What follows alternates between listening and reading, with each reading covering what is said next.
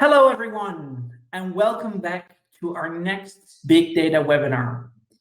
Today, we have a very special topic in store because we are going to talk about how to build groundbreaking automated data metrics and reusable technical data governance pipelines.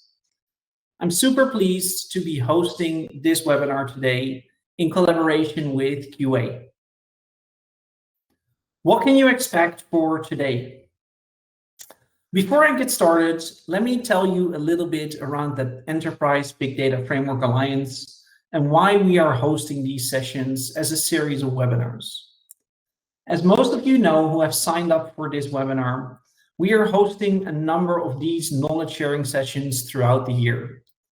The reason that we're doing this is to fulfill our mission to build a community of big data professionals, networkers, and researchers that can share and build knowledge around big data best practices. In doing so, what we're aiming to accomplish is build a body of knowledge that will guide organizations and individuals to become more knowledgeable in big data best practices. I'm thrilled today that I have an industry expert who is going to guide us on that journey. And his name is Gary Cronin, who is the Practice Director of Data, Analytics, and AI at QA. He has a wealth of experience in everything data. And as you will see from the presentation today, he can also advocate and talk about this knowledge for an extensive period of depth. Gary, welcome to the first webinar with us. It's such a pleasure to have you. John, great to be here, and nice to meet everyone, at least virtually. So yeah, really looking forward to talking through how to do technical data governance today, especially from a kind of a business management perspective. So I hope you guys get something useful out of it. Pretty sure we will get that. I'm going to give the floor to you so that you can start presenting the slides. Okay, so if you want to just jump down to the agenda. So today, we're just going to go through a bit of data management and data as a communication model within an organization. And then we're going to run through kind of a blueprinting example of how you would kind of build data level KPIs and metrics that have board level significance, right? And try and kind of demystify how easy it actually is to do in the real world. And then we'll kind of look at a kind of a high level business model or technical governance framework that you can implement in your organization to get started. What we're really showing is kind of, I suppose, the room 101 of enterprise data architecture. If you talk to any established data architect, they'll know this model inside out. And it's probably all they talk about all day long and nobody listens to them. So we move on to the next slide.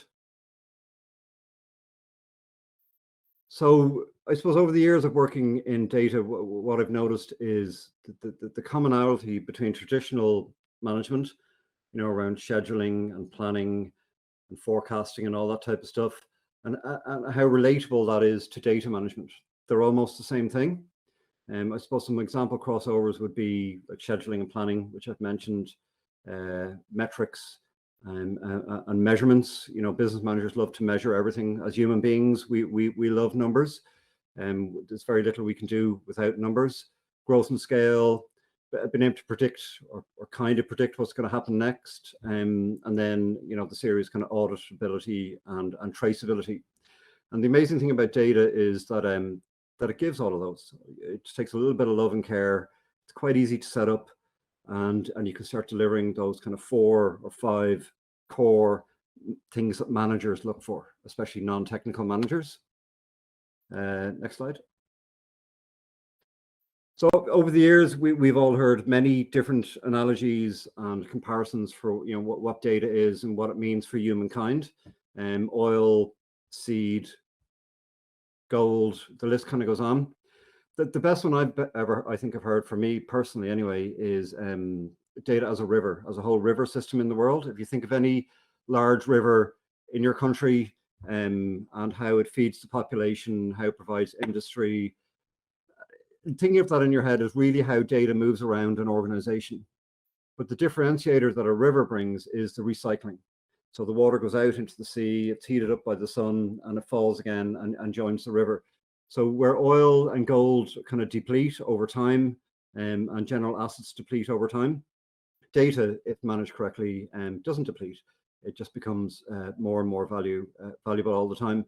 But just like normal rivers, data can suffer from the same problems. We need to measure it. It can suffer from pollution. We in rivers, we can look at fish for insights of the health of the water. We can do the same in data. We can square away some of the water into a swimming pool, a bit like a database, or we can build a big dam in the river to generate more power. And the same kind of concepts apply to data randomly. So that's why it's my favorite analogy. Next slide, Jen. Okay, so for today, if we imagine a fictitious organization that has 6 reporting layers, business management of what is happening deep within our data flows, and storage in relation to the overarching business process can be weak in terms of value and efficiencies. And it can take a long time to figure out what's happening in an organization when something goes wrong. And the good news is it's surprisingly easy to build towards not having that problem anymore. All you simply have to do is start to include measures and metrics of what's happening at the data level. It's very easy to build an ETL routine where you put data into a database, and that would be what I would call the functional requirements. And what's not so easy to do, and what most people don't bother or forget to do traditionally, is the non-technical requirements. Really the kind of the provenance, the auditing. And if you're applying that bit of intelligence to the data and to the actual physical data record, it becomes quite easy to bubble these up into KPIs. Like you can count the amount of records, the quality of the data, who's using the data, who's not using it, and so on. The more you start to think about the metrics you can generate from data, the sky is the limit. It seems to be never ending. So if we look at this fictitious organization, we have it's a classic triangle that we've all seen in our careers.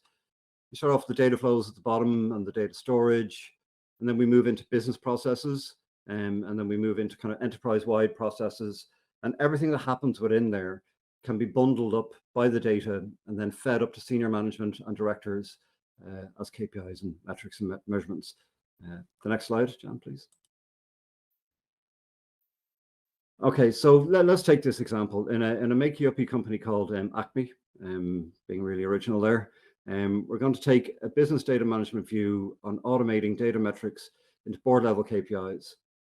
It could be actually, these KPIs could be the cost of execution, who's using the data, why, what's not being used, what's the cost of the storage the data sitting on, can we move the storage around onto cheaper storage? You see, the most basic data metrics are actually board level considerations, especially like the cycle time, the cost of change. These are things that very senior people in our organizations need to know. But traditionally, it can be very difficult to find these things out. Without a business language understanding of data, we have to be intuitive in our business decisions. We have to almost guess what's happening with the data. However, with simple automation, we can easily turn the past intuitive into a more systematic future, which is kind of a very intelligent sounding phrase, but all it really means is we can automate with the data, and it's pretty straightforward to do. So if we move on to our example. Thanks, John. So in today's example, we're going to step through kind of 3 stages of cracking this problem. We're going to look at a fictitious data process where we'll see the data sources all feeding into a central report, and then what happens to that data from the report. Then we'll move through different stages of visualizing or blueprinting the architecture in a way that's actually very easy to understand. So if we move on to the next slide and take a look at the example. This is kind of a make-you-uppy example, right? In this image, we can see data moving from a business process and how it interacts with people and technologies. The data part of the business process changes from flat files, from databases, documents, as it moves from left to right. Even though the overarching data will change as it moves through this process, it's still the same business process. And from a measuring and a metric perspective, or from a business management perspective, it's the overarching business process that they'll care about. But it's kind of at this level that we will generate the metrics. what's really interesting about this is, the data sources can be Excel, they can be stuff from the internet, they can be internal business systems. And this is a classic process that you'll find in any organization today, where all of these data sources are brought into some sort of a spreadsheet or a basic business intelligence tool. Stuff is done, to kind of beautify and make the data look pretty, and then people send it out as attachments, as PDFs, as Word documents. So it has a life after the part where we created it into kind of a unified data set.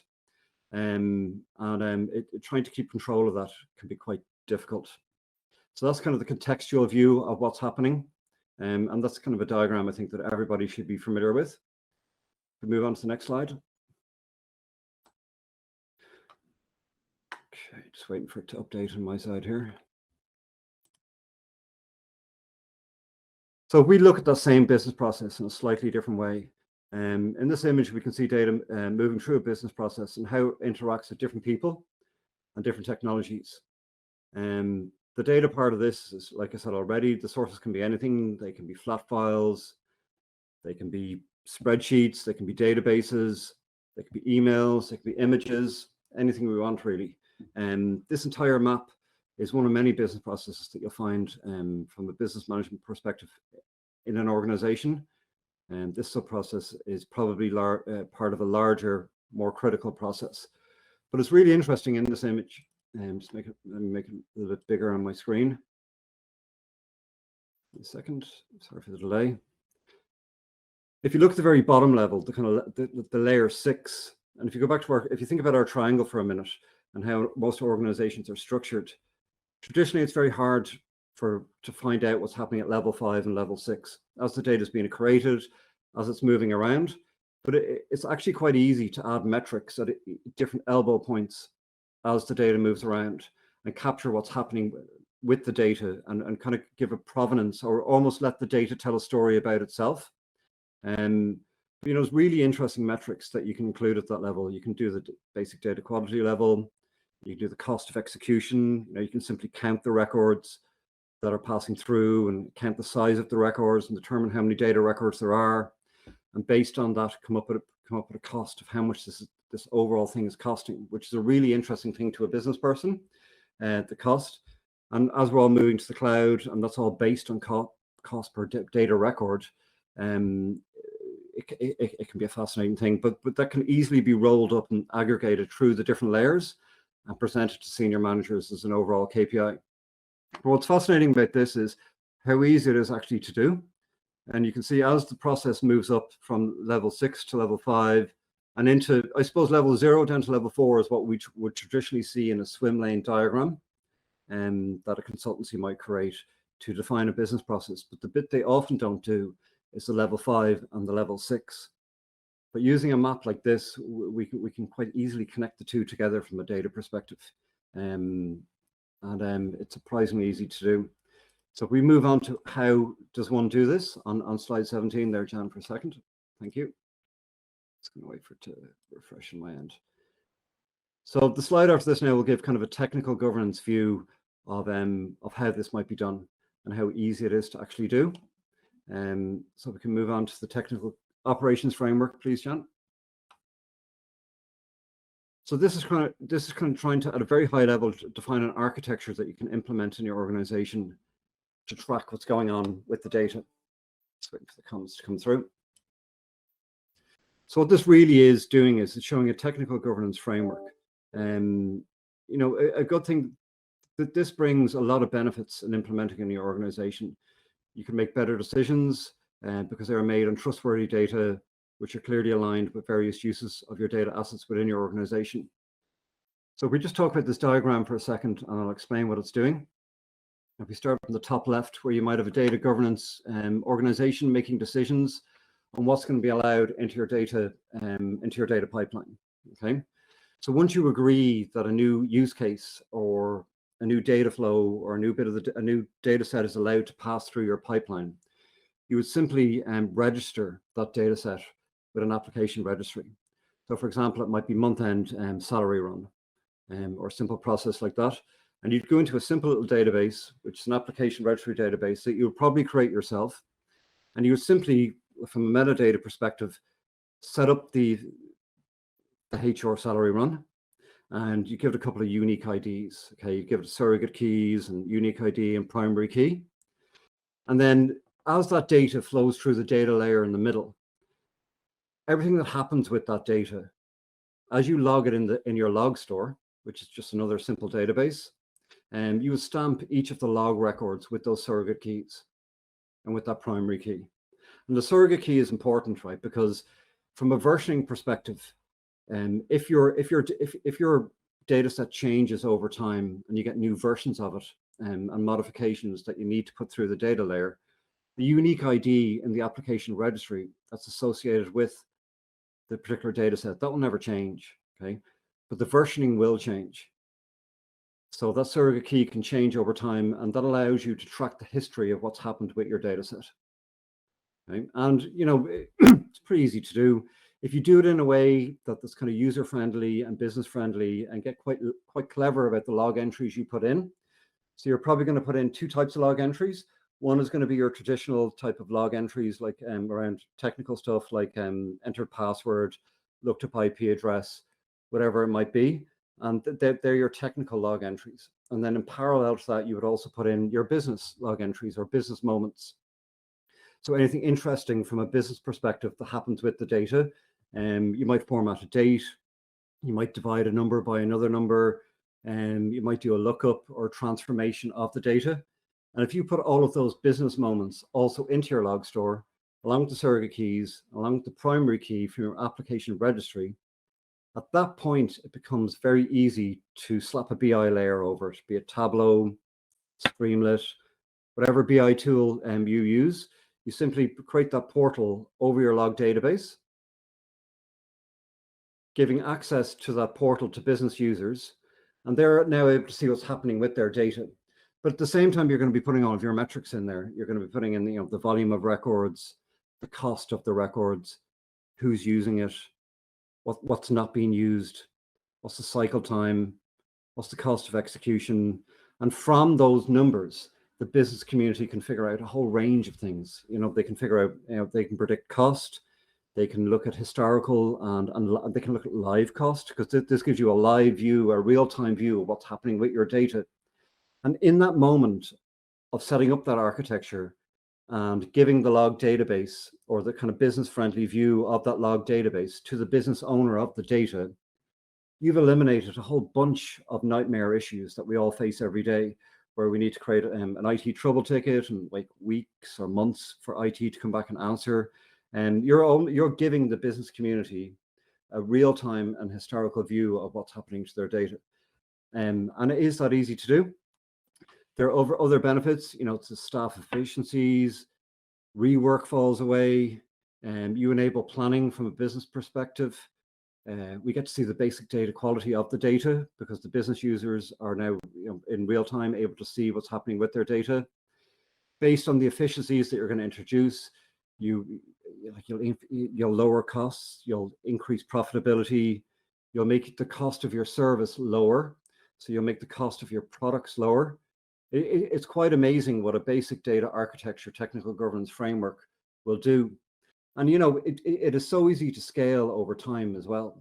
Like originally, you might stand this up at a basic SQL Server or a basic Postgres database, and a free BI tool from the internet. But those tools, if they're set up correctly and you set up the kind of data models correctly, they're quite easy to scale over time. They're pretty straightforward to transport to a different type of technology, like a graph database. And as long as you know that you're going to move it to something like that in the future, it becomes pretty straightforward to do.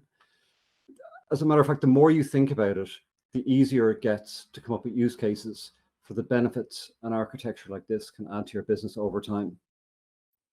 So we move on to the next slide, the summary slide, Jan. So I suppose the three takeaways that I'd like you to take today are the three things on the screen here. Metrics and ultimately organizational KPIs can be easily generated from data flows. The trick is that you need to engineer and include these things at the very beginning, or you at least need to start somewhere and start including them.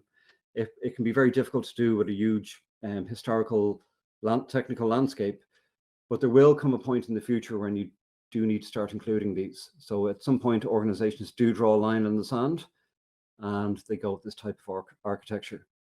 As I've demonstrated today, the blueprint of data within your organization is relatively straightforward to do in a way that can be understood by your business community.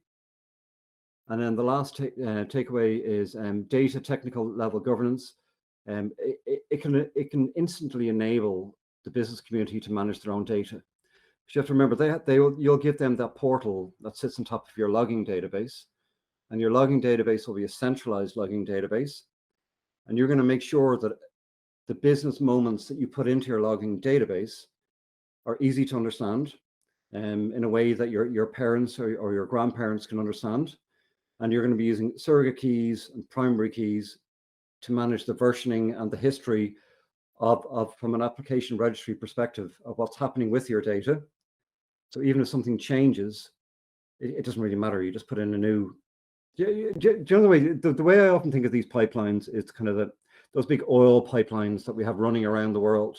Okay, we might have oil or gas running through these pipelines, but at the same time, often these physical real world pipelines, they also have a corresponding pipeline running alongside them. And this pipeline is checking for the temperature, it's checking for volumes, it's checking for weird noises coming from the pipeline that might indicate a loose screw or something that needs maintenance. These measuring and monitoring data pipelines are exactly the same thing. They run alongside, right? And everything that happens in your main oil type pipeline is sending all of that information in a unified and centralized and standardized way into a kind of a centralized architecture where your application database and your logging database and your audit database sit. So it's kind of the same visual example. If you're a visual person and you need a way to think of it in your head, and it is so easy to do that tech companies must be really, really nervous. Because what enables us to do, once we start looking at the data first before the technology, because for the last 25 years, we've always placed technology first as a consideration. But now we kind of change it up a little bit and think about the data first. Okay, what does the data look like? What do we want the data to tell us? What are the measures? What are the metrics we need from it from a business perspective? Every organization will be a little bit different, but there are a lot of data level metrics that are the same in every single organization. I suppose the most obvious one is cost. How much is it costing? How much will it cost us to change it? You know, what is the bill we're going to get from our internet provider or from our cloud provider in 3 months from now? Why can't we know that in real time? And, you know, why can't we show business users in real time what's happening with their data? It's so easy to do. I hope that was helpful. I know I covered a lot of topics. Myself and Jen are always open for questions, and you know, whatever. If you want to come back and ask us questions in the future, that's absolutely fine. The last slide I want to finish on is a QA slide. We do training, and we do technical training, and we do data training. And this slide kind of summarizes or kind of rolls up what we're good at doing today. So on the left-hand side, you're going to see different data pathways or different data careers that we focus on. And then I just kind of put a little dot in across the different data disciplines or different kind of practice areas of where we have courses ready to go today. So on that, I'd like to hand back to Jan, our host, to take it from here. Thanks for listening.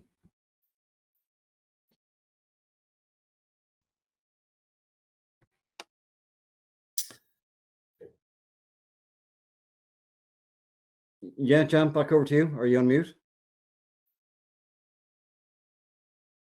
You're completely correct. I was still mute. Thank you for letting me know. Thanks, Gary. That was a very, very interesting presentation with a lot of very interesting points that you touched upon. While you were talking, I saw a lot of different questions come in. So if it's okay with you, I'm going to select just a few for the next 5 minutes to moderate them and to kind of pick your brains to ask what you think about that. For all of those who are listening live and who still have questions for Gary, you can use the Q&A box on the left-hand side of your screen, where you can still put in your questions that you would like to see answered. as Gary already mentioned, he's also probably willing and able to comment on some of those questions offline in case you're interested in that. Good. A couple of key questions that really triggered my mind and I think are very good questions is, first question is from Lisa Mertens. And she asked, is in the data governance framework you shared, how to select good metrics and measurements? And I think that's a very good question. If you like, what I've noticed a lot of organizations doing recently is they're almost setting up mini data factories, and they're almost going back to basics, and they're focusing on kind of traditional batch jobbing and streaming, and the kind of 4 key metrics that they go with initially is really just counting the data as the data records move from elbow point to elbow point.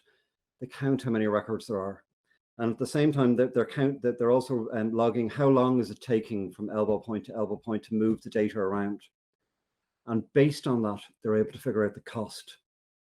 Because here we know we have 15 million records that run every Friday night, and it is taking 3 hours to do that. And we know that our cloud provider is charging us X amount of money per data record. So that gives you the cost of execution. It gives you the cost of cycle time. And the reason I picked the 2 of them is because a lot of organizations are setting up these data factories. If you imagine a real world factory, that's what you're measuring, right? You're measuring how long does it take me to create my product end to end, and how much then does it cost me to change that? So if you know that little elbow points within your data flow are costing a certain amount of money, and a business user is asking you to add 10 million new records, you're instantly able to calculate the cost of that. So it's really powerful. And another place that people start off with is that data capture. From a data quality perspective, they simply apply basic data quality checks and balances. A really good old friend of mine used to call it a watchdog. So when you're taking data out of a source, you might be checking the postcodes in the right field, or that credit card number has the right format, or if you're taking data from jurisdiction to jurisdiction, you might be checking that the currency is correct, or you have decimal places. And they are probably the most basic data quality checks that you'd be carrying out. You just be almost sense checking that the data is in the format that you're expecting.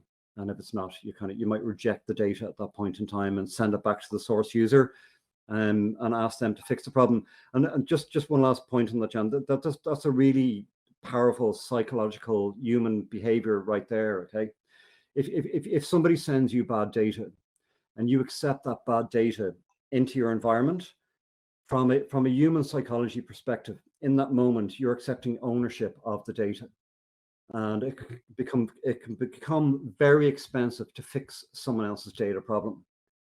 But if you're checking the data from a handshake perspective as they're giving you the data, and at that point in time you're sense checking and verifying that the data is as per contract and as expected, and you notice a problem with it, the trick is at that point in time you reject it and you send it back to them with a reason why you can't accept it at this point in time, and you're then putting the onus on them to fix the data quality issue, and it doesn't cost you anything.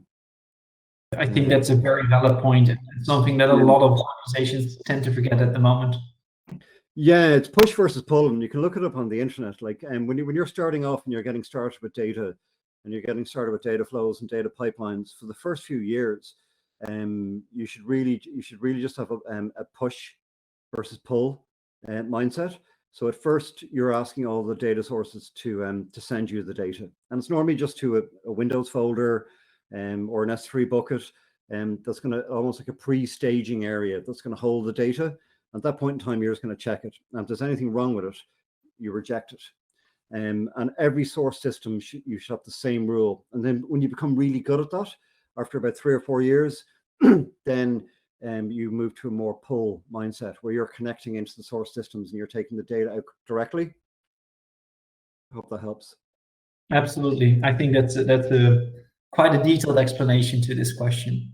Yeah. Good. I have a couple more, Gary. The next one is a question from John Murkowski. How do I make level 1 and 2 understand the importance of level 5 and 6? I think he's referring to your triangle. Okay. Okay, so for that one, if you go back to the this is slide 15.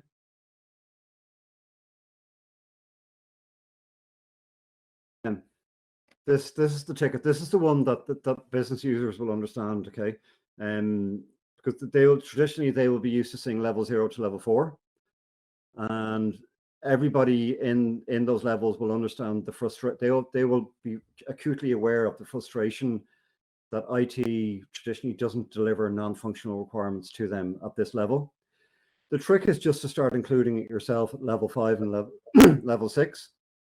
And if you use the mini little data architectures that I showed you and just reuse it again and again and again, the same logging, application registry type database, and if you start counting the records yourself and counting the amount of time that the records take to move from elbow point to elbow point, the way to get them interested is that you'll be able to show them the cost of execution. You'll be able to turn around to them and say, do you know what, like in real time, and historically, I can show you how much everything is costing. And I can do it for any data set if you move it through our data architecture. And I can do it for any type of data. I can do it for videos, I can do it for emails, I can do it for CSV files, like relational data, whatever you want. The little problem that you might hit starting off is streaming data. A lot of the streaming products don't come with the capability to do this, like Kafka or NiFi.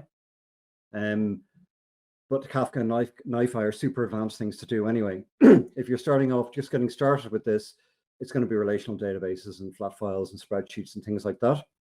And it is super easy that you just have a data governance rule for yourself that whenever data hops from any elbow point to any elbow point, it might be from CSV to landing to staging to presentation layer, you're going to start off measuring 2 or 3 things. And it's going to be pretty crude starting off, but to get their attention, money gets human beings' attention every time. I think that's a very good point. And what I really like around your presentation as well is to include at level 5 and 6 in the visualizations, because what I see a lot is that this is not a business type of presentation that people put it in. So making people familiar around level 5 and level 6, I think, is one of the first starting points.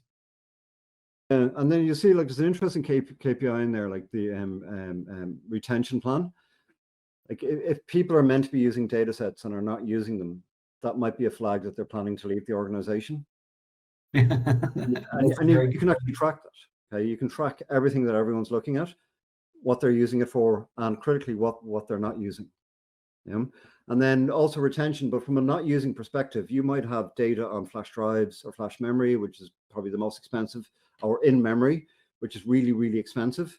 And if people aren't using that, and there's just a cultural, you have a culture where people think they are using that, but they're not, you can then move it on to cheaper hardware and save loads of money doing that.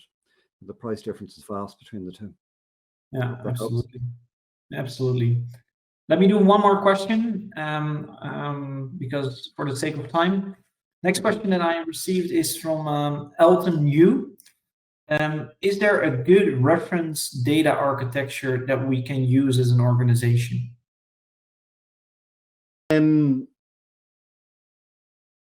Yeah, use this one. Or something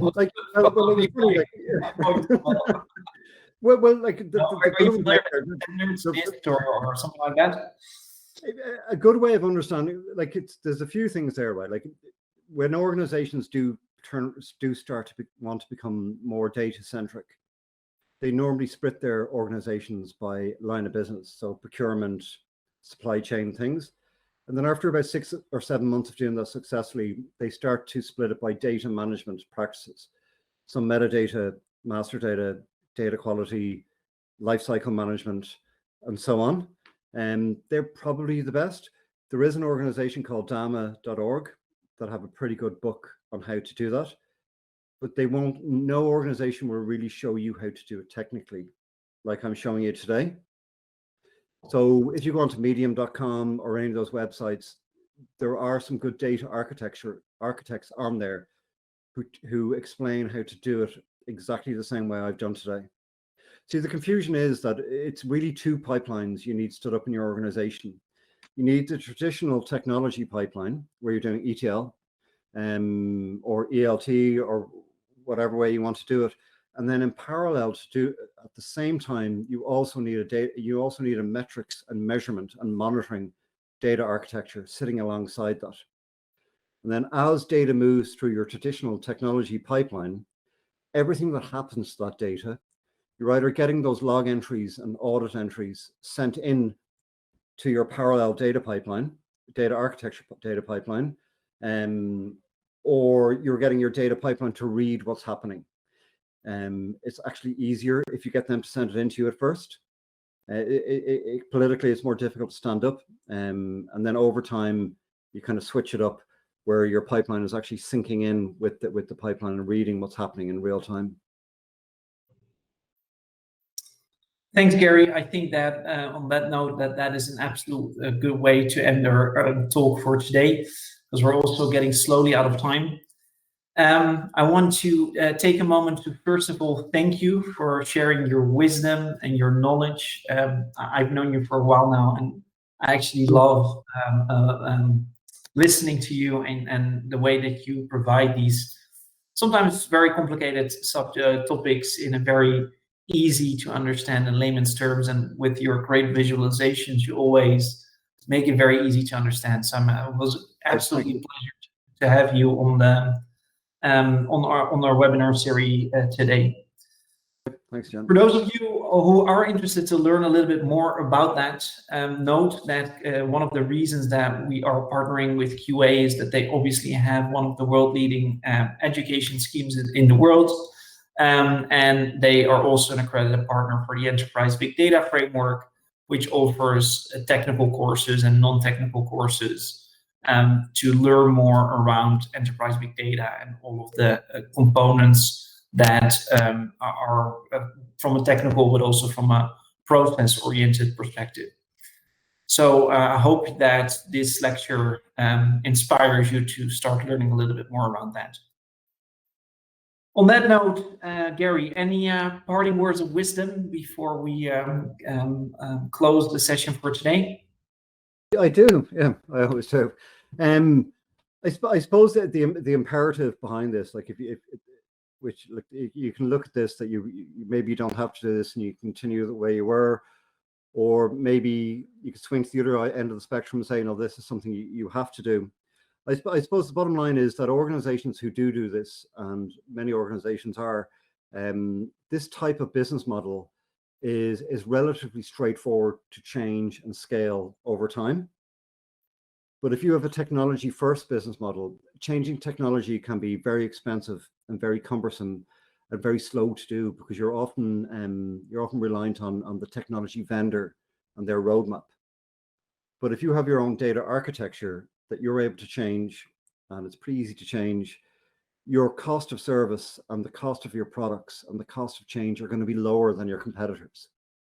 So even though you might be delivering to market the same product or service, you're going to be doing it faster and you're going to be doing it cheaper. And that's the exciting thing about data management. It enables just a more nimble organization, a more transparent organization. That's it, John. Thank you so much, Gary. This is some very good parting words of wisdom. Thanks so much. It's been an absolute pleasure to host you today. For those of you who are interested in signing up for the upcoming webinar series, we at the moment we have, towards the end of the year, almost 2 every single month.